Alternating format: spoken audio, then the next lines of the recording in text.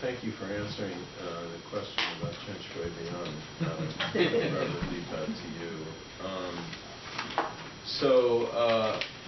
On the issue of a Republic of Taiwan, in essence, what you were saying, I think there is, interestingly,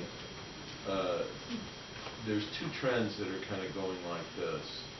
One trend is the continued growth in the percentage of the citizens of Taiwan who think of themselves as only Taiwanese. This growth has been relentless and stunning.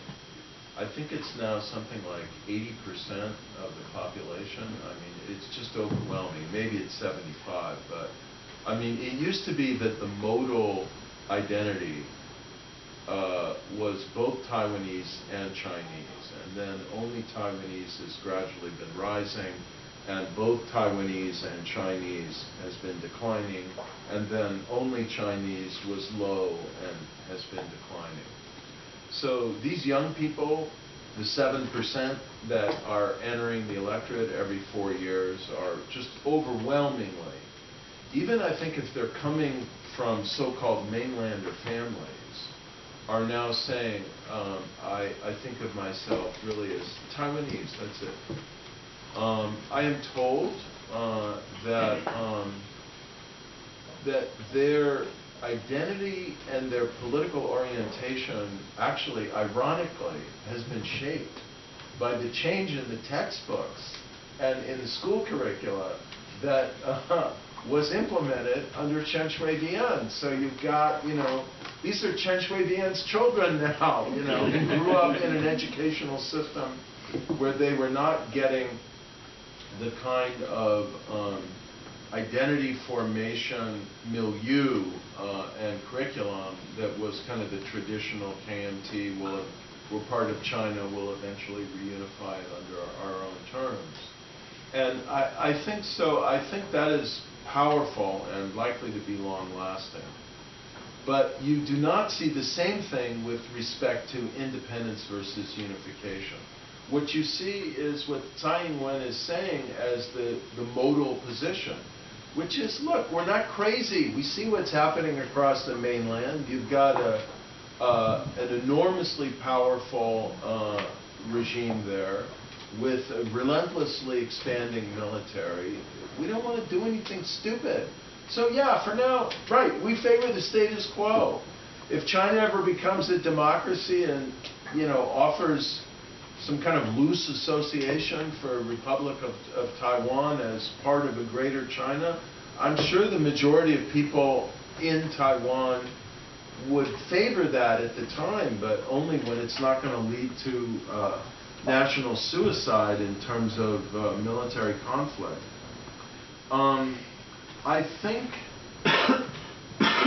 it defies logic in my mind that the political spectrum in Taiwan or in any other kind of mature democracy can only go from the center left to the far left. That just defies logic.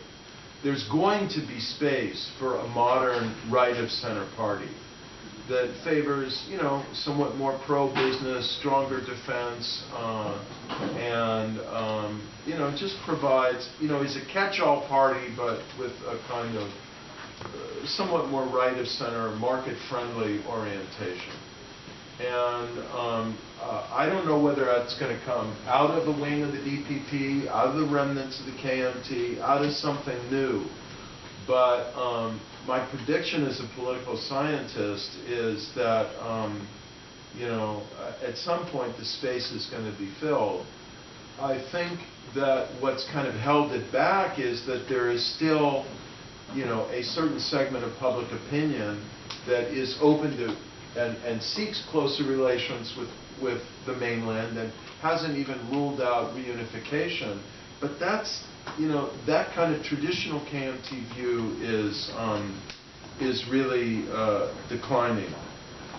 On the strategy for Tsai Ing-wen in terms of policy, I think she's got to go to work on her platform.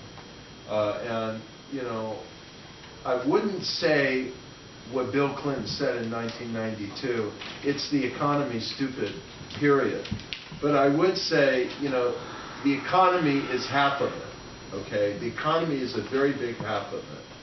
And it's not just how do we get into the TPP, it's how do we deliver on other elements of the agenda, the new industries she was talking about investing in, including biotechnology, software development, and maybe new forms of development or co-investment and co-production or co-development of, you know, next generation military technology, among other things. So I think kind of configuring the political economy of Taiwan to push it in the most competitive directions in terms of the flat world of the global economy, that's really important. And she's got to go to work on pensions and the national health care system, which, as in other advanced industrial aging democracies, are draining the budget, are unsustainable, and need to be reformed. So I think she's well cut out for that. She's a very smart policy wonk. She's a smart technocrat. She's got a lot of political capital. So my advice to her would be to go to work in her early period on those bread and butter policy issues and just try and keep stability in terms of cross-strait relations, which I think she's trying to do by looking for the formulas of maintaining the status quo without saying something like, yes, one China, separate interpretations, that would alienate her base. Final answer for our session today, no. What we precisely don't want, what nobody wants, is military conflict. Okay, I mean, that just goes without saying. But I think it nearly goes without saying that if you don't prepare for a possible military conflict in a situation as fraught as this, with such a deep structural tension as this, that you make it more likely. China is going through two things simultaneously. One is a relentless rise in its military and geopolitical power, and I think ambitions, at least regionally. And two, it is now entering a period of what I think will be long-term and deeply stressful economic and political tension. And that's a really dangerous combination. Because the latter can invite military adventurism to deflect attention from political and economic difficulties. So it's going to be important both for Taiwan to develop continue to maintain by one formula or another a respectful and pragmatic relationship with the Beijing leadership, and number two, to develop quietly but resourcefully, a modernizing, imaginative military deterrent. Okay, we're out of time. I apologize. It's 1:30. We'll stick around for anyone else who has a question. But thank you, Kharis, and thank you all for coming.